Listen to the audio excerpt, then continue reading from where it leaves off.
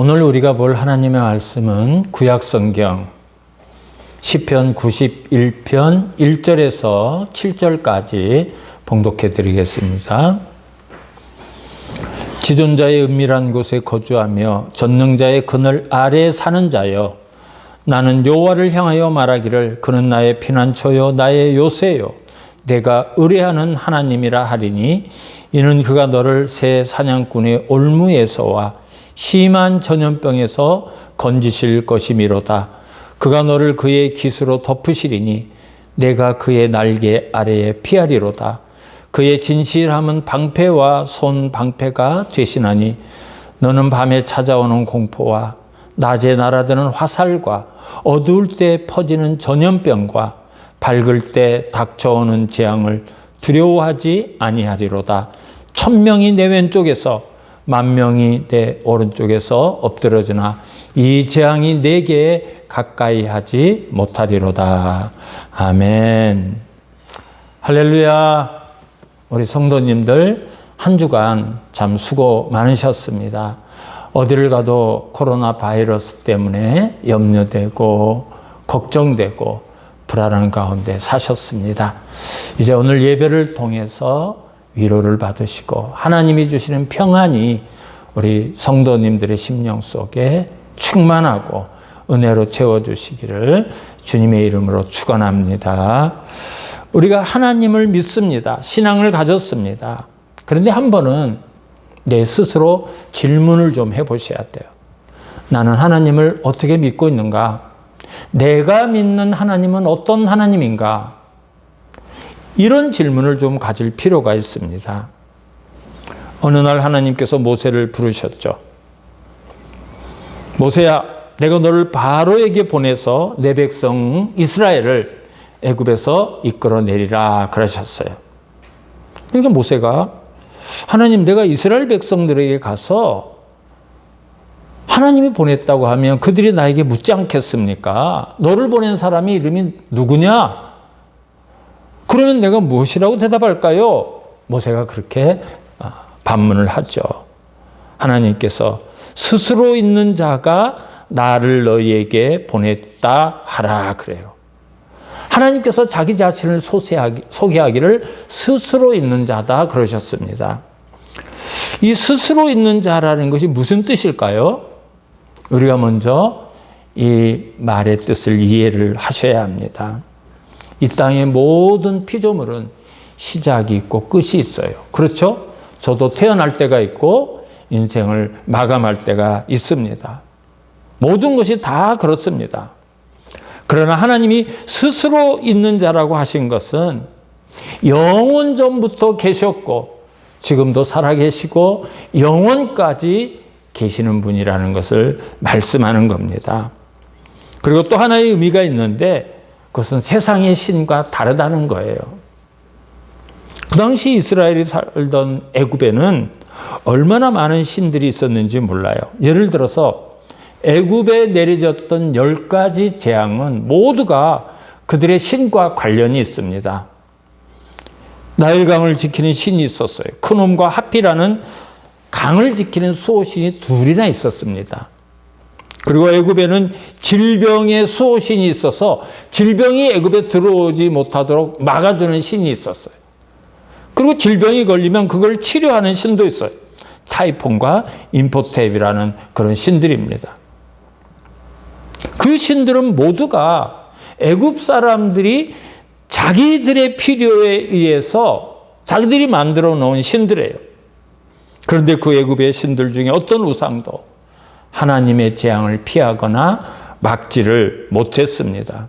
하나님께서 스스로 있는 자라고 말씀하신 것은 그런 세상의 신들, 부어 만들고 다듬어 만들고 깎아 만든 신들과 다르다는 말씀이에요.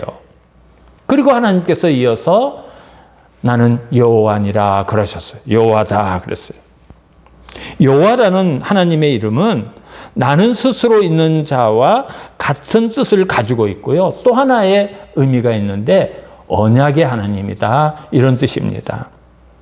하나님께서 종종 나는 아브라함의 하나님, 이삭의 하나님, 야곱의 하나님이다 이렇게 말씀하셔요. 그건 무슨 뜻인가 하면 아브라함과 언약을 맺었고 이삭과 언약을 맺었고 야곱과 언약을 맺었고 그 언약을 지킨 하나님이다. 그 뜻입니다. 그래서 하나님은 우리와도 언약을 맺으셔요. 그 언약을 지키기를 원하시고 하나님이 지켜주셔요. 그 하나님의 언약을 기록한 것이 바로 이 성경이에요. 구약과 신약, 옛날 언약, 새로운 언약. 이 성경이 바로 언약입니다. 그리고 하나님께서 이는 나의 영원한 이름이요 대대로 기억할 나의 칭언이라 이렇게 말씀하셨어요. 나의 영원한 이름, 대대로 기록할 나의 칭호.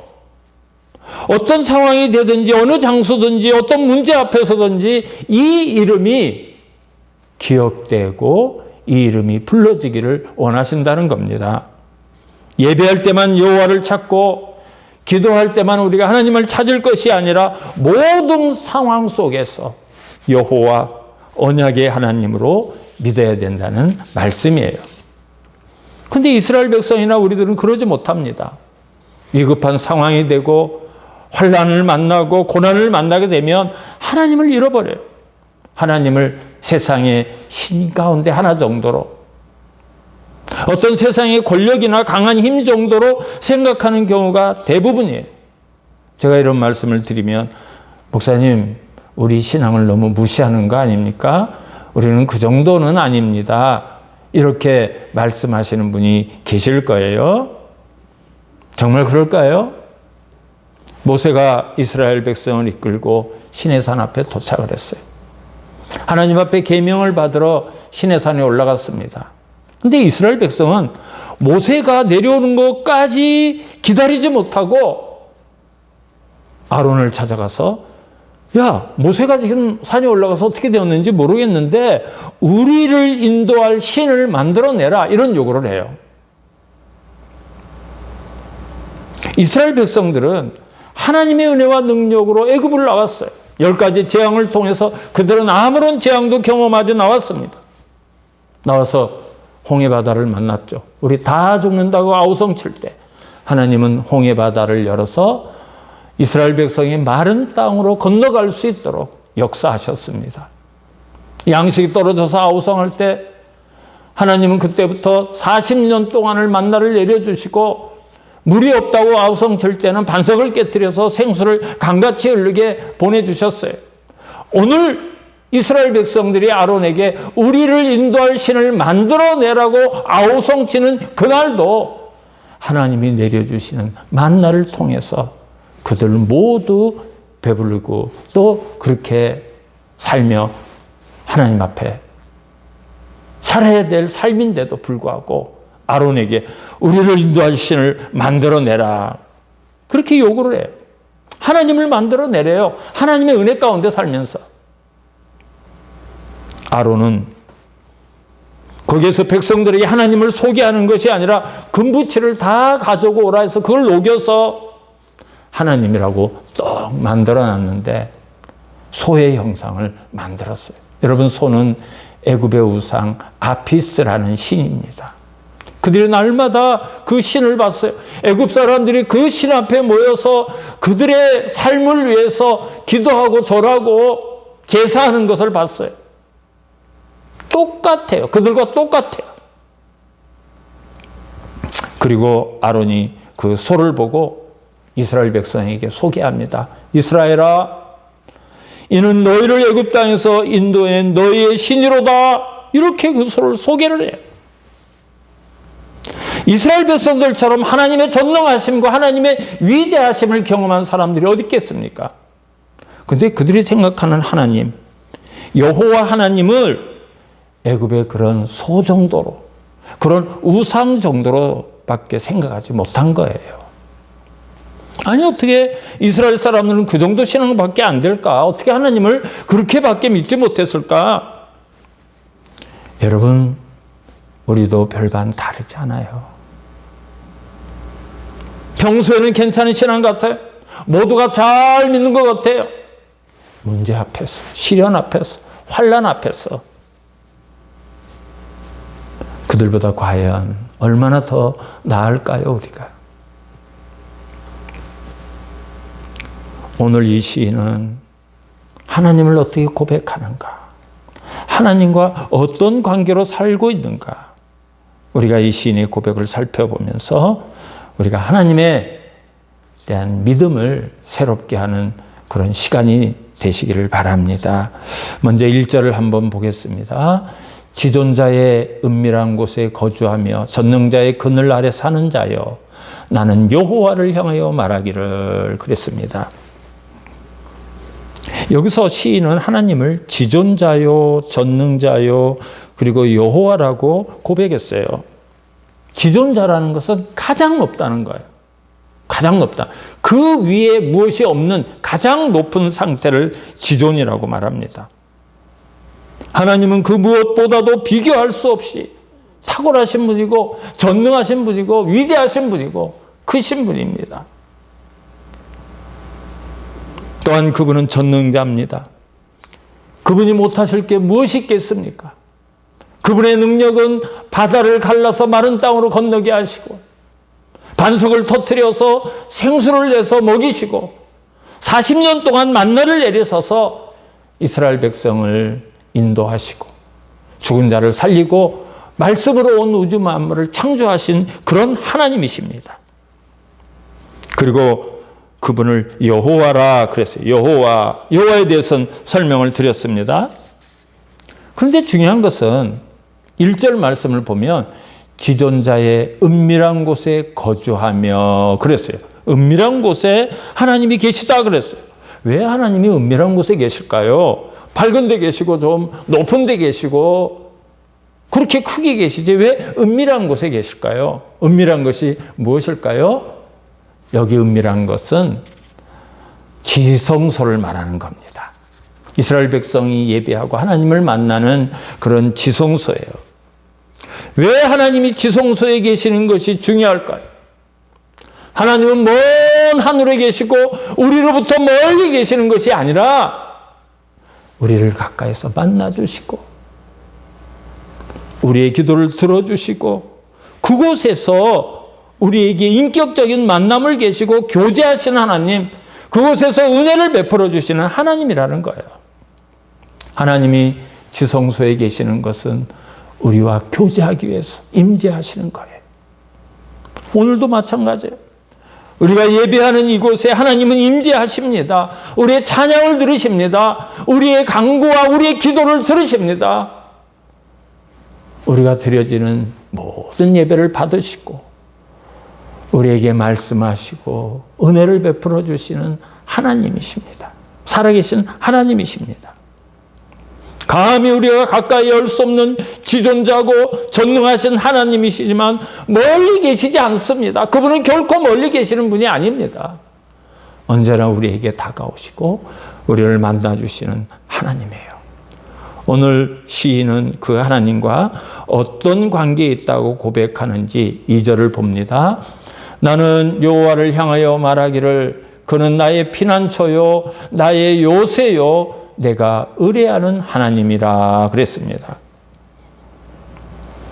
여호와는 나의 피난처라 그랬어요.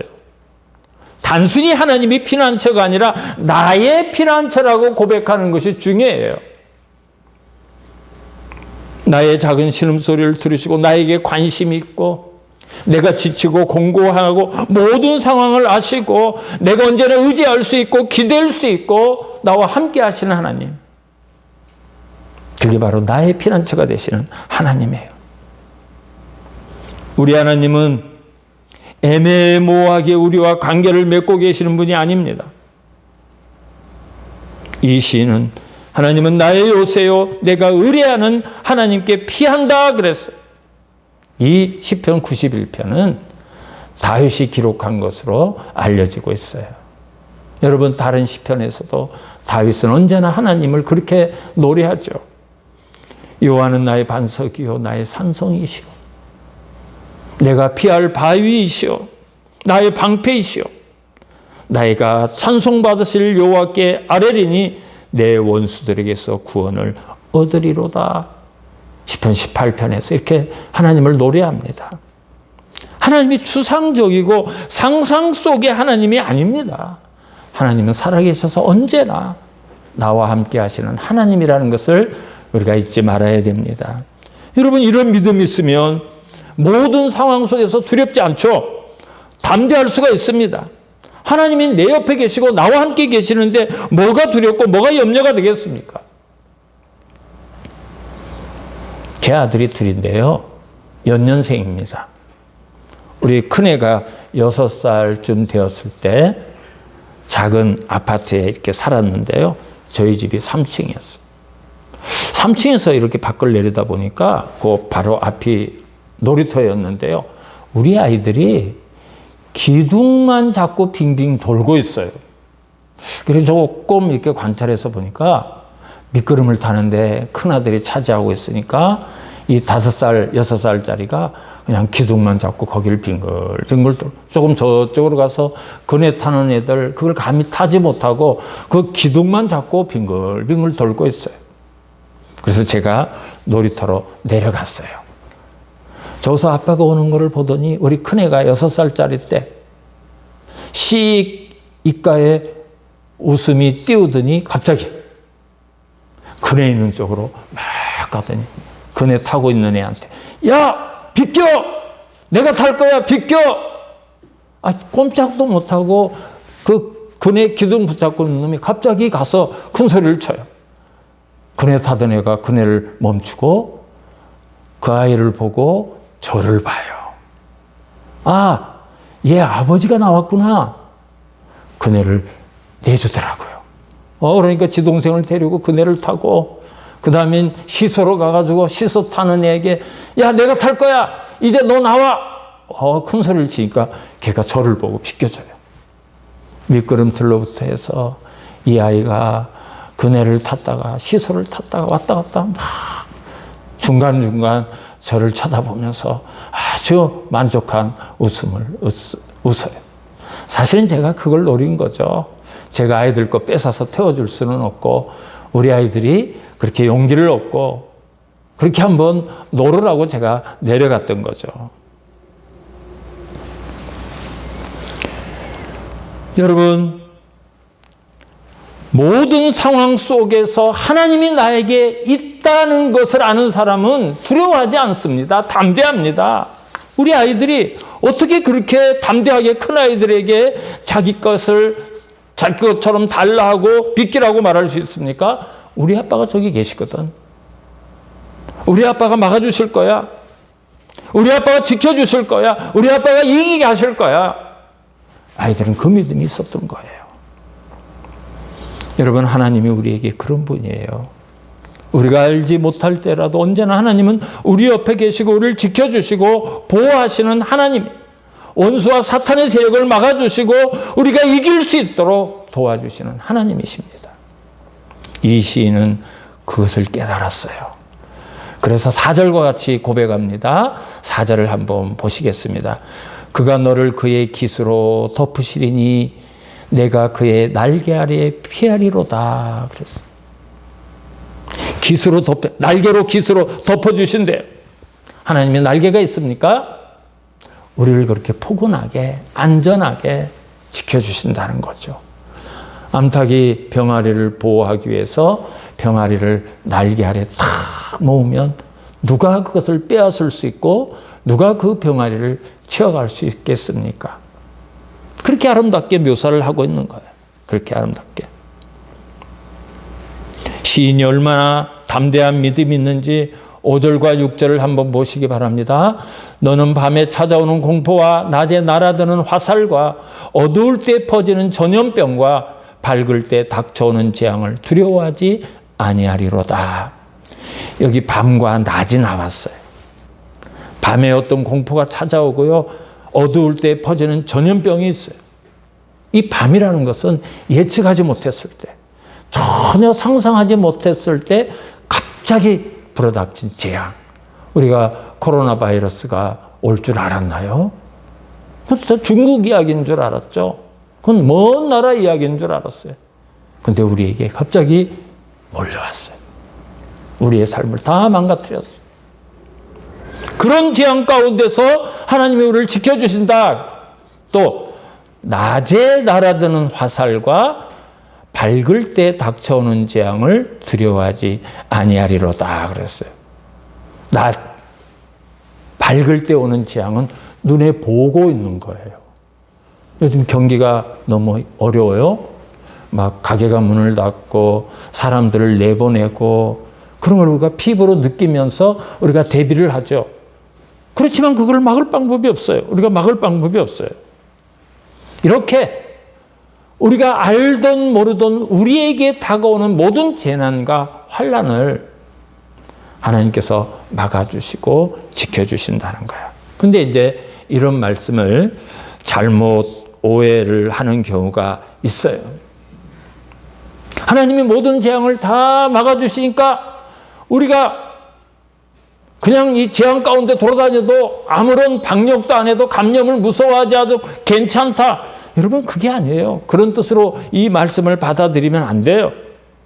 마가복음 16장 18절에 보면 뱀을 집어올리며 무슨 독을 마실지라도 해를 받지 아니하며 이런 말씀이 있죠. 뱀을 집어도 물려도 괜찮고 독을 마셔도 괜찮다 이런 말씀이 있다 이래가지고 어떤 사람들은 정말 독을 나눠 마셨어요. 미국의 어떤 이단 집단들이 그랬어요. 다 죽었어요. 제가 어떤 글을 보니까 미국의 켄터키주의 제이미 쿠츠라는 목사는 성경에 뱀이 물려도 괜찮다고 했습니다. 그래서 내셔널 지오그래픽 그 채널에 나가가지고 독사를 가지고 실험을 했대요. 자기가 물려봤대요. 그럼 그 사람 죽었어요. 그런 뜻으로 쓴 게 아니에요. 어떤 상황과 어떤 환난을 우리가 만난다 할지라도 하나님을 의지하는 사람들은 지켜주신다는 거지 그런 실험을 해보고 죽나 안 죽나 테스트해보라는 것이 아닙니다. 여러분 레위기를 보면 정결법이라는 게 있어요. 피부병 환자가 생기면 그 피부병의 종류를 알 때까지 그 사람을 격리하고 그 사람이 쓰던 물건, 그 사람이 살았던 침대, 옷 같은 거를 다 불태워버려요. 그게 정결법입니다. 감염이 안 되도록 하기 위해서. 그리고 그 사람을 2주 동안 격리한 다음에 제사장이 이것이 나병인지 단순한 피부병인지 그냥 상처난 건지 확인한 다음에 공동체에 들어오게 하든지 그 사람을 공동체 밖으로 내보내든지 결정해요. 그런 정결법이 레위기에는 많이 있어요.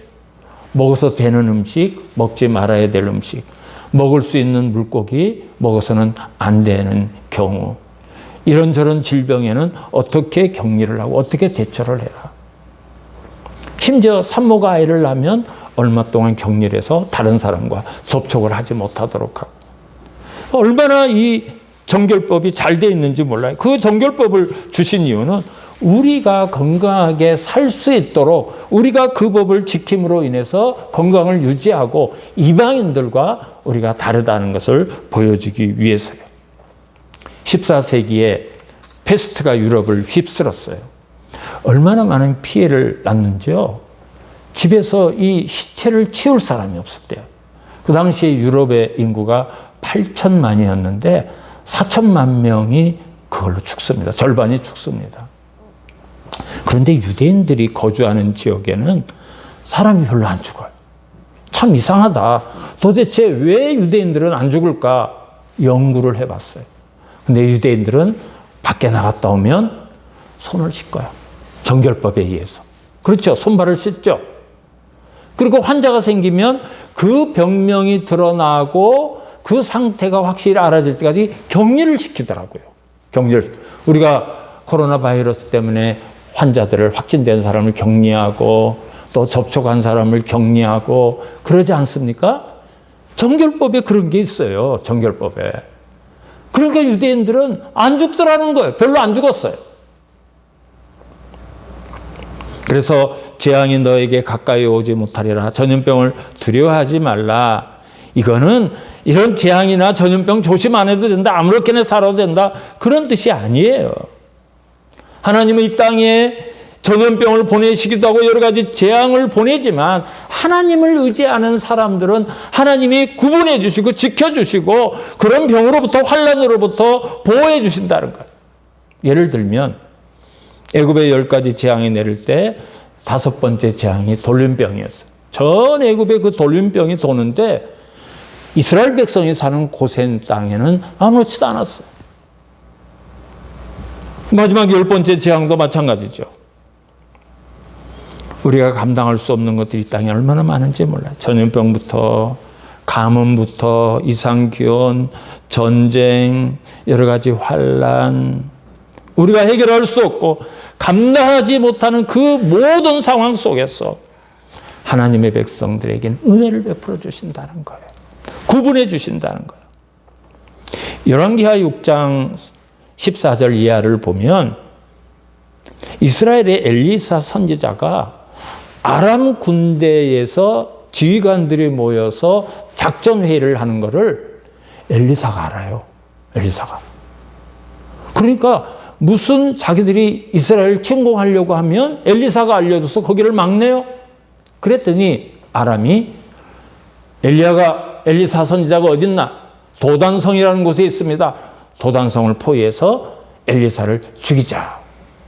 그래 엘리사 선지자의 사환 게하시가 아침에 일어나서 성 밖을 딱 봤더니 아람 군대가 도단성을 완전히 포위하고 있는 거예요. 선생님 큰일 났습니다. 아람 군대가 우리 성을 완전히 포위했습니다. 엘리사가 게하시를 위해서 기도를 마치니까 게하시의 눈이 열려서 하늘에 가득한 불술에 하늘의 군대를 바라보게 됩니다. 그 하나님의 군대들이 엘리사 선지자를 감싸고 있는 걸 보게 됩니다. 우리가 걸어가는 길에도 재앙이 있을 수 있고 원수가 있을 수 있고 환난이 있을 수 있습니다. 그러나 하나님께서 우리를 지켜주시고 보호해 주신다고 이 시편 기자가 고백하고 있습니다. 10절부터 오늘 보면 10절부터 12절까지 제가 한번 읽을게요. 화가 내게 미치지 못하며 재앙이 내 장막에 9절부터 읽겠습니다. 죄송합니다. 내가 말하기를 여호와는 나의 피난처시라 하고 지존자를 너의 거처로 삼았으므로 화가 내게 미치지 못하며 재앙이 내 장막에 가까이 오지 못하리니 그가 너를 위하여 그의 천사들을 명령하사 내 모든 길에서 너를 지키게 하심이라. 그들이 그의 손으로 너를 붙들어 발이 돌에 부딪히지 아니하게 하리로다. 내가 사자와 독사를 밟으며 젊은 사자와 뱀을 발로 누르리로다. 아멘. 여러분 하나님께서 우리를 이렇게 지켜주시고 보호해 주신다는 거예요. 출애굽기 19장을 보면 하나님이 이스라엘 백성을 가나안으로 인도하신 사건을 뭐라고 말씀하시는가 하면 이스라엘을 독수리 날개로 업어서 인도하셨다 그랬어요. 하나님이 이스라엘 백성을 업어서 인도하셨대요. 이사야 63장 9절을 보면 하나님은 우리의 모든 환난에 동참하셨다 그랬어요. 아니 하나님이 우리가 환난 당할 때 하나님도 환난에 당하셨는가? 재앙을 당하셨는가? 동참하셨다는 게 무슨 뜻인가? 우리가 환난 당하는 그때 하나님이 우리 옆에 계셨다는 거예요. 우리를 지켜주셨다는 거예요. 우리를 붙들어 주셨다는, 우리를 보호해 주셨다는 거예요. 우리는 알지 못하지만 하나님께서 우리를 이렇게 지켜주시고 보호해 주셨다는 것을 오늘 시인이 고백하고 있습니다. 그럼 마지막으로 우리가 이런 하나님의 은혜와 하나님의 이런 사랑을 경험하려면 어떻게 해야 될까? 그냥 우리가 가만히 있으면 이런 하나님의 은혜와 사랑을 받는 건가? 우리 14절, 15절을 보겠습니다. 하나님이 이르시되 그가 나를 사랑한 즉 내가 그를 건지리라. 그가 내 이름을 안 즉 내가 그를 높이리라. 그가 내게 간구하리니 내가 그에게 응답하리라. 그들이 환난 당할 때 내가 그와 함께하여 그를 건지고 영화롭게 하리라. 3가지를 말했어요. 3가지를. 첫째는 하나님을 사랑하라. 우리가 하나님을 사랑한다는 것이 좀 막연하죠. 여러분, 우리가 어떻게 하나님을 사랑할 수 있을까요? 하나님에게 좋은 꽃을 선물하고 좋은 음식을 선물하고 우리가 하나님 앞에 좋은 어떤 선물할 것을 사가지고 하나님 앞에 드릴까요? 어떻게 하나님을 사랑할 수 있을까요? 그 첫 번째 방법은 하나님께 예배하는 거예요. 하나님 예배하는 거예요. 우리가 하나님에 대한 최고의 사랑의 방법, 최선의 사랑의 방법, 우리의 믿음의 고백, 하나님을 하나님답게 대접하는 거 예배입니다. 예배. 우리가 어떤 마음과 어떤 자세로 하나님께 예배를 드리는가, 내가 어떻게 하나님을 사랑하고 있는가, 그것을 증명하는 거예요. 우리가 이 땅에서 하는 것 가운데 유일하게 천국에 가서도 할 수 있는 것이 예배입니다. 계시록 4장과 5장을 보면 우리가 천상에서 예배드리는 모습이 나오잖아요. 예수님이 이렇게 말씀하셨습니다. 아버지께 참되게 예배하는 자들은 영과 진리로 예배할 때가 오나니 곧 이때라. 아버지께서는 이렇게 예배하는 자들을 찾으시느니라.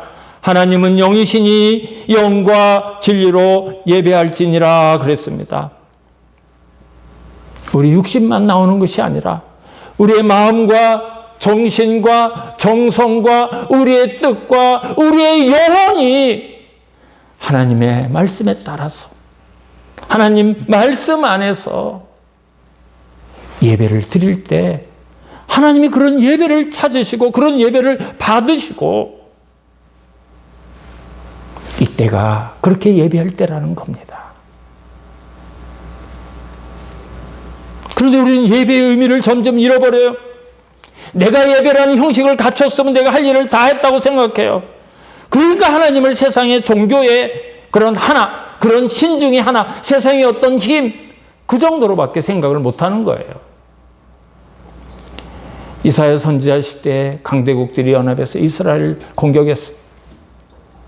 하나님은 이사야 선지자를 통해서 그들을 두려워하지 마라. 그들은 연기나는 부직갱이에 불과하다. 나를 의지해라. 근데 이스라엘 백성들은 어떤 강대국을 찾아서 우리가 이 문제를 해결할까? 어디에 부탁할까? 그거를 자꾸 쫓아다녀요. 이사야 선지자를 통해서 하나님이 계속 말씀하시니까 하나님 이 작은 일에는 신경 쓰지 마십시오. 이스라엘 백성이 그럽니다. 여러분, 그게 우리의 모습 같지 않습니까? 우리가 하나님 앞에 그저 예배의 형식을 하나 갖췄으면 그게 다 하나님 앞에 언제나 예배를 드렸다고 생각해요. 이렇게 우리가 예배가 무너지고 예배가 무력해지고 예배를 소중하게 생각하지 않는 첫 번째 이유는 우리의 신앙 가운데 성수주일이 무너져서 그렇습니다. 안식일을 기억하여 거룩하게 지키라는 하나님의 말씀은 전설이 되어버렸어요. 옛날 이야기 가운데 나오는 하나의 이야기가 되었어요. 주일 한번 예배를 드리면 세상 사람들과 똑같이 살아가는 것이 우리들의 일상이 되었습니다. 그런 성도가 어떻게 하나님 앞에 온전한 예배를 드릴 수 있고 예배다운 예배를 하나님께 드릴 수가 있겠냐고요. 예배가 뭔지가 잃어버린 거예요.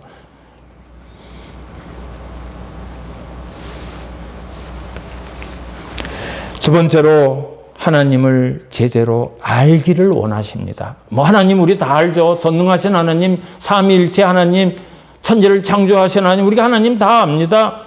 그렇게 대답할 수 있어요. 하나님에 관해서 가장 잘 아는 사람들이 이스라엘 백성들이죠. 하나님에 대해서는 쿡 찌르면 하나님에 대해서 줄줄 나오는 사람들. 그런데 그 사람들을 향해서 호세아가 호소를 합니다. 우리가 하나님을 알자. 우리가 여호와를 알자. 힘써 여호와를 알자. 내 백성이 하나님에 대한 지식이 없어서 망하는구나. 우리가 여호와를 알자. 그들이 하나님을 잘못 알았기 때문에. 그들이 광야의 조상들이 알았던 것처럼 애굽의 어떤 신처럼 세상의 힘 정도로만 알았기 때문에요.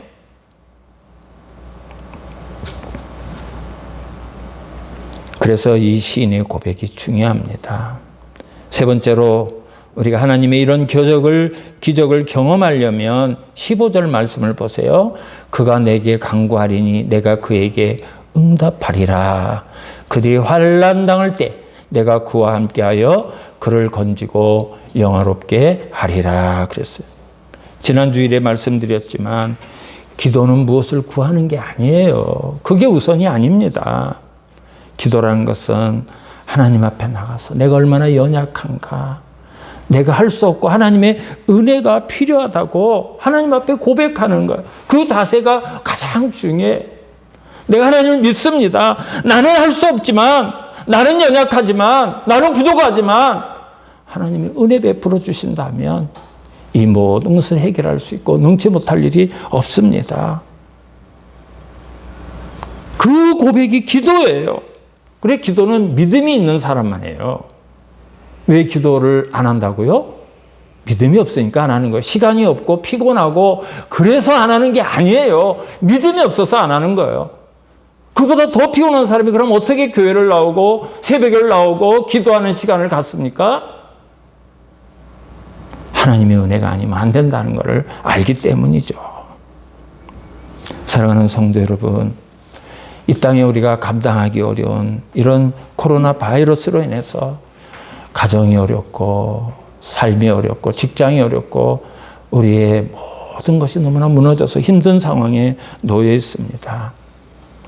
이럴 때 우리 하나님이 어떤 하나님인지 그 하나님에 대한 신앙이 회복되고 우리가 하나님을 온전하게 믿으면서 정말 하나님 앞에 우리가 엎드려서 도우심을 구한다면 이 나라를 하나님이 회복시켜 주시고 저와 여러분의 삶을 지켜주시고 은혜 베풀어 주실 것을 믿습니다.